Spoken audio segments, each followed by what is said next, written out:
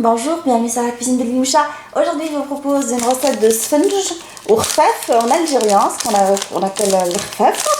En fait, c'est une variété qu'on trouve un tout petit peu partout au Maghreb. J'en ai même trouvé en Turquie la dernière fois où je suis partie en vacances.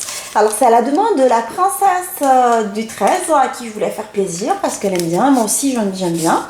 Alors, j'ai commencé par mettre de la farine blanche. Et là, j'ai rajouté par-dessus de la levure chimique.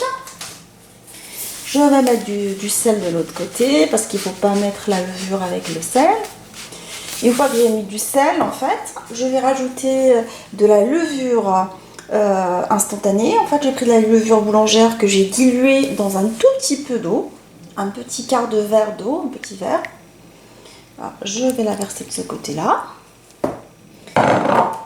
Et là, je vais préparer la pâte de sponge qui est assez légère. En fait, c'est une pâte à beignet très léger.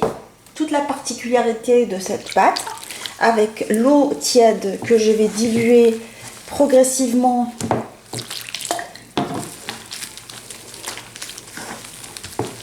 en mélangeant ma pâte.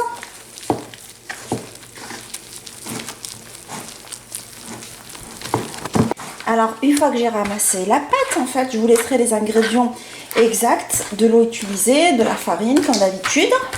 Alors, je vais la travailler comme ça, en fait. Je vais simuler les mouvements du robot avec les mains. D'ailleurs, il n'y a pas mieux que les mains pour bien doser l'eau, pour bien vérifier l'élasticité de la pâte, je trouve. Alors, je vais la travailler de cette façon-là pendant 5 minutes. Mode pétrisseuse.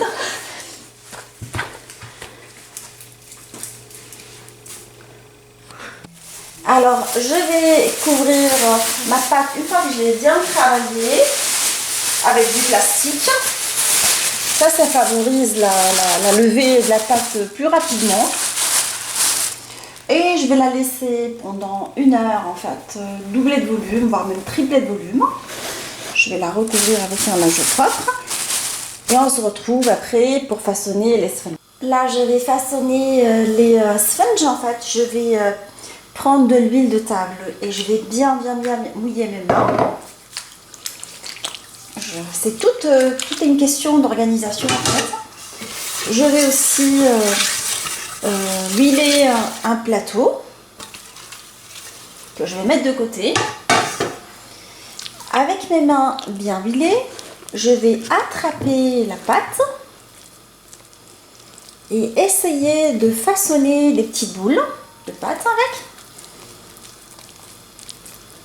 Voilà, le fait d'avoir les mains mouillées, pas d'huile, je veux dire, bien huilée, la pâte elle ne colle pas trop en fait. Alors, j'essaie de la façonner comme ça, ma petite boule, que je vais poser délicatement sur le plateau, en fait, dans le plateau. Et je continue à façonner toutes les boules de la même façon jusqu'à ce que je finisse toute la quantité. Alors, je vais laisser mes boules de pâte reposer pendant 5 minutes en les couvrant un tout petit peu, histoire que la pâte soit malléable et facilement étirable parce qu'on va faire façonner avec des sponges avec un trou au milieu. Je vais procéder à la cuisson des sponges. Alors, pour pouvoir les cuire, je vais prendre mes boules de pâte que je vais faire cuire sur la première face dans un premier temps. Alors, j'ai mis l'équivalent de 10 centilitres d'huile dans une petite poêle. Alors, j'attrape la boule, je vais l'étirer comme ça et rouler en même temps et je vais la poser délicatement dans la poêle.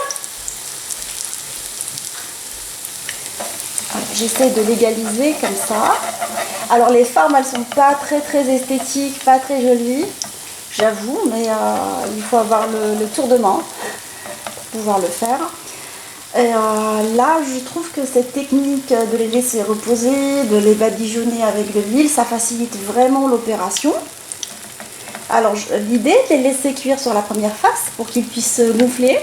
C'est ce qu'ils font en fait les safnage, les professionnels au Maroc. En fait, ils ont une grande poêle qui est inclinée Ils mettent les premiers beignets à cuire sur la première face, dans peu d'huile, juste comme ça, pour que la surface ne soit pas touchée.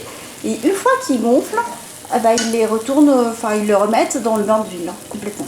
Là, je la laisse gonfler encore 20 secondes. Alors, une fois qu'elle a bien gonflé, elle a pris une jolie coloration dorée, je vais la remettre dans le bain d'huile pour qu'elle continue à cuire. Alors, je la remets sur la première face où elle a commencé de cuire. Je la laisse encore 20 secondes, le temps qu'elle prenne, qu'elle continue à cuire et à gonfler. On voit bien qu'elle gonfle, qu'elle forme des petites bulles. C'est ce qui lui garantit cet aspect de beignet qu'on connaît. Aérien. Et là, je la retourne. Je la laisse cuire sur le deuxième côté. Je vous suggère de ne jamais utiliser des fourchettes pour l'appliquer parce que vous risquez d'enlever l'excès d'air qui garantit cet aspect moelleux du beignet. Toujours à l'aide de la spatule ou d'un grand bâton.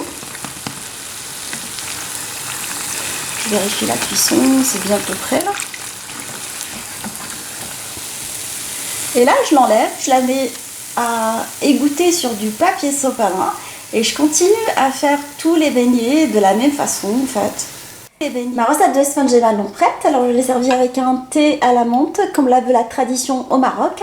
Alors je rappelle que cette recette s'appelle aussi le rfef en Algérie et même pendant mon voyage en Turquie j'ai pu les voir les préparer. Alors c'est une recette assez populaire dans les pays du Maghreb et dans d'autres pays je suppose.